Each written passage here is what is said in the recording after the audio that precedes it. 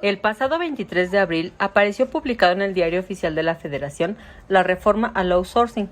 Aunque mucho se habló sobre la desaparición de esta modalidad, con esto queda comprobado que no desaparece, se reforma en beneficio de los trabajadores y sobre todo porque ya se dio cuenta la Hacienda Pública la millonada que está dejando escapar. Bueno, pues esta reforma nos dice que queda prohibida la subcontratación de personal, pero que está permitida la subcontratación de servicios especializados o de ejecución de obras especializadas que no formen parte del objeto social ni de la actividad económica preponderante del beneficiario. Por ejemplo, una empresa que se dedica a la producción, fabricación y distribución de productos químicos pudiera contratar quien le preste los servicios especializados de limpieza de oficinas, servicios especializados de vigilancia, construcción de planta o mantenimiento de edificio, porque esta no es la actividad preponderante del contratante. Vayamos a los cambios. Se reforma la Ley Federal del Trabajo y nos dice que esta contratación de servicios especializados debe formalizarse mediante contrato por escrito, en el que se señale el objeto del servicio o las obras a realizar, así como el número aproximado de trabajadores que participarán. Cuando se subcontrate a quienes incumplan con las obligaciones que derive de la relación con sus trabajadores, el contratante será responsable solidario en relación con los trabajadores utilizados en el servicio. Para los efectos de esta disposición, se entiende por trabajo toda actividad humana, intelectual o material, independientemente del grado de preparación técnica requerido por cada profesión u oficio.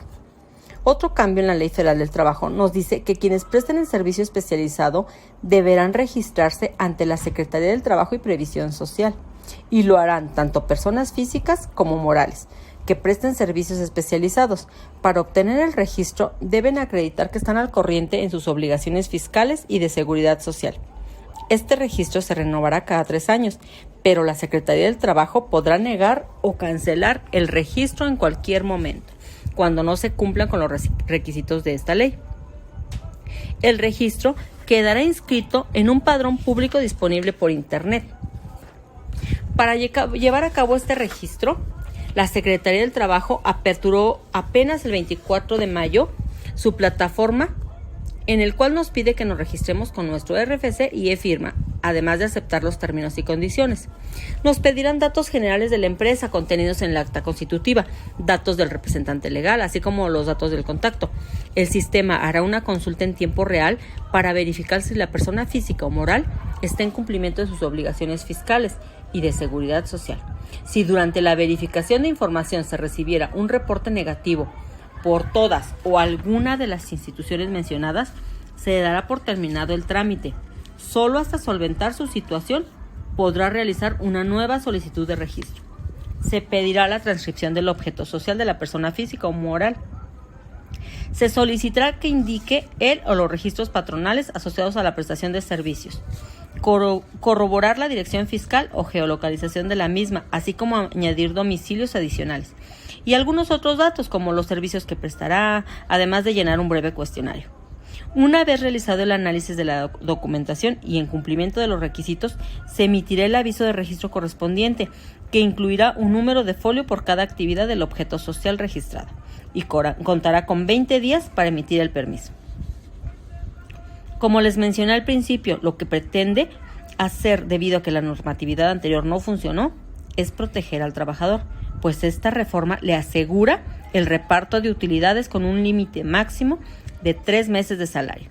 También, otro beneficio es que se tomará como salario del trabajador el que resulte de los pagos recibidos en efectivo por cuota diaria, gratificaciones, percepciones, habitación, primas, comisiones, prestaciones y cualquier otra cantidad que sea recibida por el trabajador. ¿Y cuáles son las partes perjudicadas? Y no pretendo ponerlas en papel de víctimas, pero así como existe la evasión fiscal en muchos otros rubros, hay que reconocer que esta reforma llevará a muchos contratistas al cierre de sus negocios por las altas multas que les serán impuestas. Por ejemplo, cuando no se permita la inspección y vigilancia que las autoridades del trabajo ordenen en su establecimiento, se harán acreedores a una multa que va desde los 250 hasta las 5,000 UMAS, algo así como 450,000 pesos. ¿O qué tal la multa para el contratante por contratar un servicio especializado sin el permiso correspondiente, que puede alcanzar hasta los 4 millones de pesos?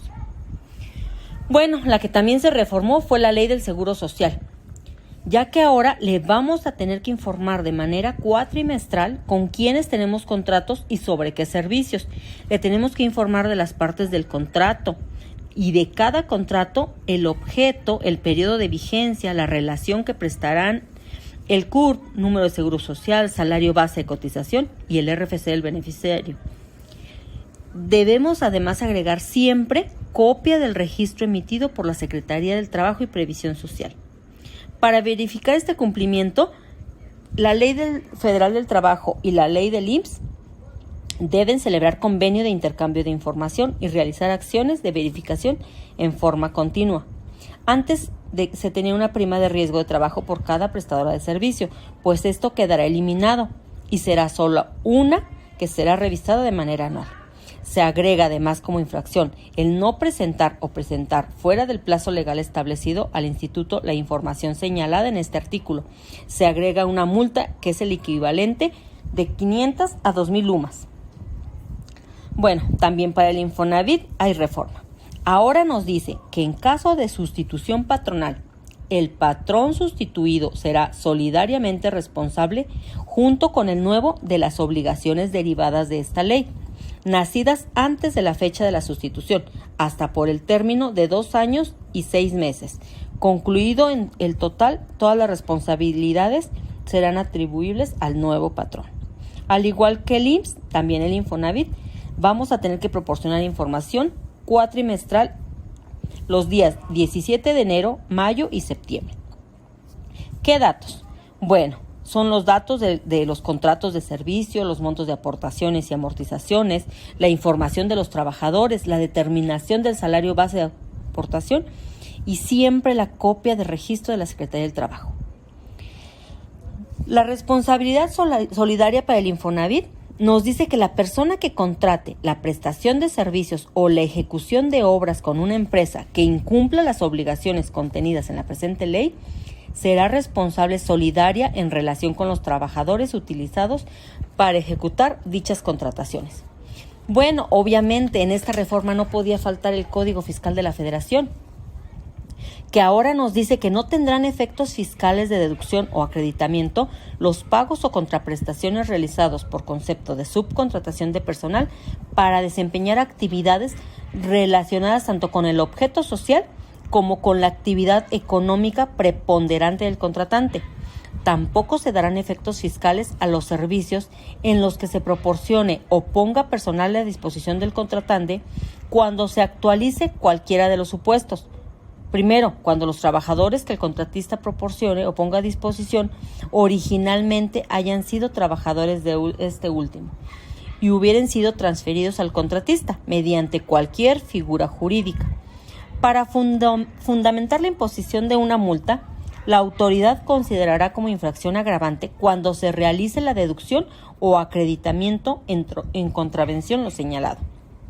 Se establece como infracción para el contratista cuando no cumpla con la obligación de entregar al contratante la información y documentación como lo son CFDI de nómina de los trabajadores, recibo de pago de retenciones del ISR, IMSS e Infonavit.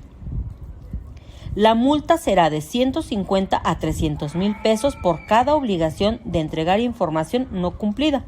Por último, se agrega como delito de defraudación fiscal calificada cuando se utilicen esquemas simulados de prestación de servicios especializados o la ejecución de obras especializadas o se realice la subcontratación de personal. Cabe recordar que la defraudación fiscal calificada constituye un delito grave, por lo que ante su comisión procede negar la libertad provisional. Bueno, y después de todo lo expuesto, ¿qué más nos podíamos esperar? Ya nos están obligando a obtener un registro, a entregar al contratante la documentación que avale que voy al corriente con mis obligaciones fiscales. Además, entregar reportes de manera cuatrimestral para saber que no estoy simulando operaciones. Nos marca la reforma que se establece como requisito para la deducción de los servicios especializados que el contratante obtenga del contratista lo más importante, el permiso de parte de la Secretaría del Trabajo y el cual podemos validar en cualquier momento a través de Internet. También que debo obtener del contratista el CFDI del pago de salario de los trabajadores que me prestan el servicio, copia de las declaraciones del IVA e ISR, así como formato de pago debidamente pagadas, determinación y recibo del pago de las cuotas de IMSS e Infonavit. El contratista estará obligado a entregar al contratante los comprobantes e información anteriores y que lógicamente no serán deducibles los pagos por concepto de subcontratación en caso de que no cumpla lo antes visto. En 2018, un grupo interinstitucional integrado para hacer modus operandi de los grupos empresariales dedicados a la subcontratación, y el resultado fue 7 megaoperativos, 4.709 inspecciones en todo el territorio nacional, 1.200 empresas y 862.489 trabajadores con afectaciones a sus derechos laborales. Muchos recordaremos el sonado caso del hotel en Cancún, con 802 trabajadores, de los cuales solo 2 personas estaban contratados por el hotel, ya que se tenía contrato con 14 empresas subcontratistas y ahí se distribuían los 800 empleados. Pero eso no fue lo preocupante. 40 trabajadores no tenían ni siquiera el registro ante el IMSS. 762 estaban registrados con el salario mínimo, ya que de propia voz aceptaron recibir la diferencia en efectivo. Ninguno de ellos conocía la empresa que les pagaba y además... Muy bien, hagamos un resumen.